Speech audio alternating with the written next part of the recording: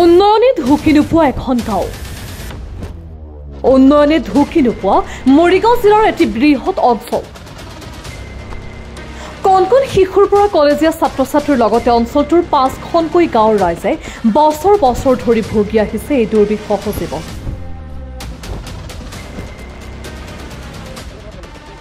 জৰুৰীকালীন অৱস্থাত অঞ্চলবাসীয়ে চৰকাৰী সুবিধাৰ পৰা বঞ্চিত হোৱাৰ একমাত্ৰ কাৰণ হৈছে জৰাজীৰ্ণ বাটপথ আৰু সোণাই কলমৰ ওপৰত ৰাইজে সাঁচি লোৱা একমাত্ৰ বাঁহৰ ভগা চিঙা দলংখন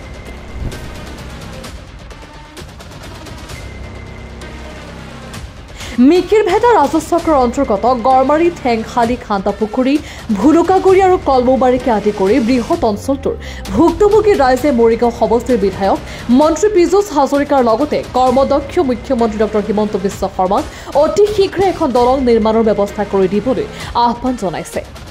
মৰিগাঁৱৰ পৰা ৰমজান আলীৰ ৰিপৰ্ট নেশ্যন টিভি আজিলৈ দেখা নাই আৰু গতিকে এই চৰকাৰৰ ওচৰত এটাই অনুৰোধ কৰোঁ যে এই গাঁৱৰ মানুহখিনি সুবিধাৰ কাৰণে দলংখন ঠিক কৰি দিয়ক আৰু লগতে ৰাস্তা পদূলিটো বহুত বেয়া হৈ আছে আমি কেতিয়াবা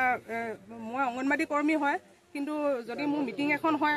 তৰাজানতে হওক বা বৰচুকা বা মৰিগাঁও য'তে নহওক মিটিং এখন হ'লে আমি যাব নোৱাৰোঁ ৰাস্তাটো এনেকুৱা কণ্ডিশ্যন মানে বৰষুণ বতৰ হ'লেতো ওলাই যাব নোৱাৰে আৰু ৰাস্তা একদম বেয়া আৰু মানুহখিনি এনেকুৱা অৱস্থাত মানে পৰি আছে কিন্তু তথাপিও আজিও আমাৰ বিধায়ক ডাঙৰীয়া আছে সেই ছাৰেও মানে আমাৰ দলংখনৰ কথাই হওক বা ৰাস্তাৰ কথাই হওক আজিলৈ চকুত পৰা নাই ঠিক তেনেকুৱা নিচিনা কিন্তু আপোনাৰ ওপৰতে অনুৰোধ কৰিছোঁ যে এই দলংখনৰ বিষয়ে আপুনি এবাৰ চাই গোটেই দলংখন আৰু ৰাস্তা পদূলি সকলো ফালে অসুবিধা হৈ আছে গতিকে সকলোখিনি মুখ কৰি প্ৰভুভগৱন্তৰ ধৰণে আপুনি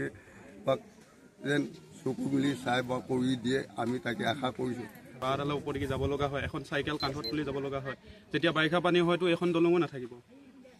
নাথাকিব বাৰিষা পানীত আমি কি কৰিব লাগে ইয়াত ভূ এখন বনালে বা কিবা বেছি দিন নাযায়তো এখন ভূ কলগছৰ ভূ তো তেনেকৈ আমি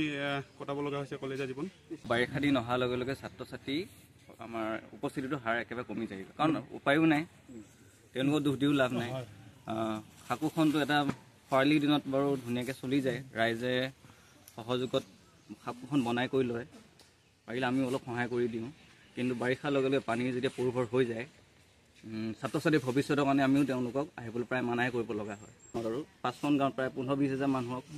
এই দলংখন এই ৰাস্তাটোৰ লগত তেওঁলোকৰ ভৱিষ্যত জড়িত হৈ আছে শিক্ষাৰ্থীসকলৰ ভৱিষ্যত জড়িত হৈ আছে গতিকে চৰকাৰক এটাই অনুৰোধ জনাইছোঁ অতি খুব কম সময়ৰ ভিতৰত এই দলংখনৰ ৰাস্তাটোৰ কাম কৰি যেন এই সকলোখিনি মানুহক উপকৃত কৰে